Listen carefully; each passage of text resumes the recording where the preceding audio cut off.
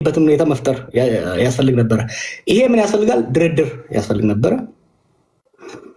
አንድ ስልጣን በበላይነት የያዘ ኃይል ኢንሴኩሪቲ ይሰማዋል። ኢንሴኩሪቲ ማለት እንደ ግለሰብም በስልጣን ላይ በነበሩበት ወቅት ለተደረገ ስህተቶች ለተደረጉ ጥፋቶች በቀል ሊመጣብኝ ይችላል ወይ የሚል ፍራቻ፣ ሌጂቲሜት የሆነ ፍራቻ አላቸው። እንደ ፖለቲካል ኮሚኒቲ እንደ ፖለቲካ ማህበረሰብ ደግሞ ከጎና ጎን ያሉ ቁርሾች ስላሉ ልገለል ልጠቃ እችላለሁ ወይ የሚል ወደ ኤክስቴንሽን ኢንሴኩሪቲ ኮሌክቲቭ ኤክስቴንሽን ኢንሴኩሪቲ የሚያደርስ ስሜቶች ገና ከመጀመሪያው የተጀመሩ ነበር። ስለዚህ ጋላችሁ ያኔ እኔም አሉላ ምን ከራከር ነበር የነበረን ግን የጋራ አቋም ምን ነበር? የትግራይ ልሂቃን ወደ መቀሌ መውጣታቸው ወይም ደግሞ መገፋታቸውም ሆነ መርጠውም ቢወጡ መነሻው እዛ ጋር ነው። ማከሉን ከስልጣን መልቀቅ አንድ ነገር ሆኖ ግን ተገፍተው ወደ ሆም ሪጅን ሲገቡ ሴግሪጌሽን ተፈጠረ፣ ጋፕ ተፈጠረ፣ ንፋስ ገባው ማለት ነው። ቀድም እንዳልከው የኢትዮጵያ ችግር መነሻና መጨረሻ አብይ አይደለም። ግን የሀገሪቷን በትረ ስልጣን ቁንጮ እንደመሆኑ የሽግግሩን የመምራት ኃላፊነት የሚያዘው እሱ እንደመሆኑ አብዛኛውን ድርሻ በሱና በቲፒኤልኤፍ መካከል 100 ሜትር ርቀት ካለ 70 ሜትር መሄድ የነበረበት እሱ ነበር፣ ወደ ሪኢንቴግሬት ለማድረግ ሪአሹራንስ ለመስጠት። ከዛ ይልቅ ነገሮችን የሚያባብስ ከኤርትራ ጋር የነበረው ጉዳይ የመጣው በሚዲያ በማህበራዊ ሚዲያ የመጣው ትርክት ወንጀል ሰርተው ህዝቡ መደበቂያ ለሚያደርጉትም የህዝባቸው ዕጣ ፈንታ ለሚያሰጋቸውም አንድ ላይ ሆነው ወደ ጦርነት እንድንገባ አደረገ። ፕሪቶሪያ ወቅት ደግሞ ከፕሪቶሪያ በፊት ለምሳሌ አንዱ ትልቁ ችግር መፍታት ሊፈታበት የሚችለው የኢህአዴግ መድረክ ነበር።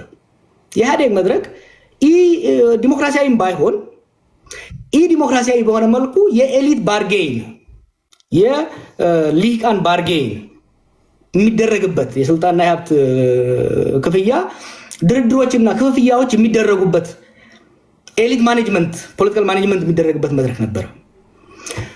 ያ የፈረሰበት ሂደት አንደኛ ማፍረሱ አስፈላጊ አልነበረም፣ ሪፎርም ነበር መደረግ ነበረበት። የፈረሰበት መንገድ ዲሞክራሲያዊ ስራ ስላልነበረን፣ ዲሞክራሲያዊ ስራ ቢኖር ድርድርና የስልጣንና የሀብት ክፍፍል በፓርላማ በሀውስ ኦፍ ፌዴሬሽን ይካሄድ ነበር። ኢህአዴግ ዲሞክራሲያዊ ስራ ባለመሆኑ ዲሞክራሲያዊ በሆነ መልኩ በፓርቲ ነበር ውሳኔዎች የሚወሰኑት። ያ ፓርቲ ሲፈርስ የመደራደሪያ የመከራከሪያ የመነጋገሪያ መድረኩ አጣ ነው። ጦርነት ገባ። በጦርነት 2 ዓመት ከተጨፋጨፈን በኋላ እድል አገኘንና ፕሪቶሪያ ላይ ተኩስ ማቆም ቻለ። የፕሪቶሪያ ስምምነት ግን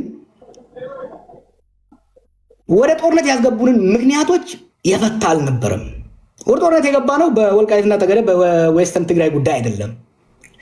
ፈንዳመንታሊ በፖለቲካ ስልጣን አንድ፣ ሁለተኛ የትግራይ እንዲሁም ህወሓት በመጪዋ ኢትዮጵያ ውስጥ ምን አይነት ቦታ ይኑራት የሚለው ጥያቄ ነው ወደ ግጭት የፈጠረን።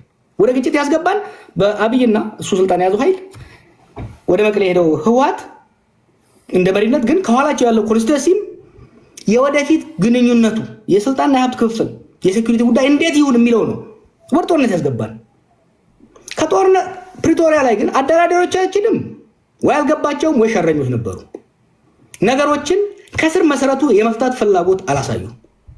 ይሄን ምለው ቀጥታ ተሳታፊ የነበርኩ ሲያደራድሩ የነበሩትም ተደራዳሪ የነበሩትም ሰዎች ሰማቃቸው የፖለቲካ ኢሹዎችን ወደ ጦርነት ያስገቡን መንስኤዎችን ወደ ጎን ያገለለ ነበር። ናይሮቢ 1 እና ናይሮቢ 2 ላይ ሞር ጦርነቱን እንዴት እናቆምና ከዛ ለያ ጦርነት እንዴት እንዘጋጁት እንተገባው። ከዚህ በፊት ወደ ጦርነት ያስገቡን ችግሮች ቅድም ያልኳቸው የፖለቲካዊ ማህበራዊ ጉዳዮች የሴኩሪቲ እና የስልጣን ጉዳዮች ተደራድሮ የወደፊቷ ኢትዮጵያ ውስጥ የትግራይ ቦታና የትግራይ ሊቃን ቦታ ምን ይሁን የሚለውን ከመደራደር ይልቅ ከመነጋገር ይልቅ አብይና በአዲስ የታረቁት የህወሓት ኃይሎች እንዴት ተስማምተን ኤርትራን እንውጋ ነበረ። ምን ዋሻቸው ነገር አልነበረም። አወዘ ናይሮቢ ታው አይሆንም። አዙሪት ውስጥ ነው የምትከቱን። ሪሜምበር 2018 ኢሳያስና አብይ እንደዛ ሲያስጨፍሩን ይሄን ነገር ጸረ ህወሓት አላያንስ አታድርጉት። ይሄን እድል ተጠቅመን በኤርትራና በኢትዮጵያ መካከል የሰከነ በድርድርና በተቋማዊ መሰረት ያለው ስምምነት ላይ እንድረስ። አዲስ አበባና አስመራ መቀሌን ዘለው ሊጨባበጡ አይችሉም። It's a matter of geography. It's a matter of history. ብዬስ ከራከር ነበር። የዛ ጊዜ ሁለቱም ማድመጥ አልፈለጉ። Similarly ናይሮቢም ላይ ሀሌላ ከለም ላይ የተሞከረው አካሄድ አንድ ጦርነት ወደ ትግራይ ጦርነት ያስገባንን ችግር ከመፍታት ይልቅ ሌላ ጦርነት የሚደረግ ነው። ሰዎች አንድ ነገር እንሻወድ። ይሄ ኤርትራ፣ ኢትዮጵያ፣ ትግራይ፣ ኦሮሞ ምናምን ነው ነገር ክፍሎችን ቢኖሩ ደግሞ ብዙ ሚስጥር የለንም። we are one community። በተለይ ደግሞ በሶሳይቲ ደረጃ ካየኸው we are one community። ብዙ ሚስጥር አይኖርም። በአስመራና በአዲስ አበባ መካከል፣ በመቀሌና በአስመራ መካከል እኔ ሄጄ ላሉላ ሹክ ብለው አሉላ መጥቶ ለቶላ ለገብረየስ የማይልበት ብዙ ምድር የለም። I know this from experience። ናይሮቢ ላይ የተደረገው ውይይት አስመራ ወዲያ ነው የደረሰው። the same thing። ከዛ በፊትም አዲስ አበባ ላይ፣ ጅማ ላይ ኢሳያስና አብይ ሲያደርጉ የነበረው መቀሌ ሲደርስ ነበር። ምን ፈጠረ? ይሄ ጥርጣሬዎችን እያባባሰ ሄደ እና ከዛ ወዲህ ደግሞ የትግራይ የውስጥ ምስቅልቅልነቱ በተወሰነ ደረጃ የአብይ ኮንትሪቢሽን የነበረበት ህወሓት ያው በጣም ጠለቅ ማለት አልፈልግም እንጂ ህወሓት ከመለስ ሞት በኋላ ህወሓትም ኢህአዴግም ክራይሲስ ውስጥ ገቡ። የዛ ውጤት ነው አንዱ። ምክንያቱም ለረጅም ጊዜ በመለስ ጭንቅላት ላይ የተመሰረተ አካሄድ ስለነበረ እሱ ሲሞት ስበቱ ሴንተሩን እየለቀቀ ነው የመጣው። እሱን የሚተካ አመራር አለማግኘታቸውም አስፈላጊ መሆኑን we have to sympathize። ዝም ብለን ህወሓት ዛሬ ያለው ህወሓትና የዛሬ 10 ምናምን ዓመት የነበረው ህወሓት አንድ አይደለም። የፖለቲካ የማኔጅ ስትራቴጂክ ሊደርሺፕ ችግርም ተፈጥሯል። ከዚሁ ጋር ተያይዞ የጽምዶ ጉዳይ ዛሬ ጽምዶ ይውደም ጽምዶ ይንገስ ብትል ብዙ ለውጥ አያመጣም። እንዴት ነው ወደ ጽምዶ የገባ ነው? ለኔ ጽምዶ 2018 ነው የተጀመረው። ኢትዮጵያና ኤርትራ ወይም ደግሞ ሻቢያና ወያኔ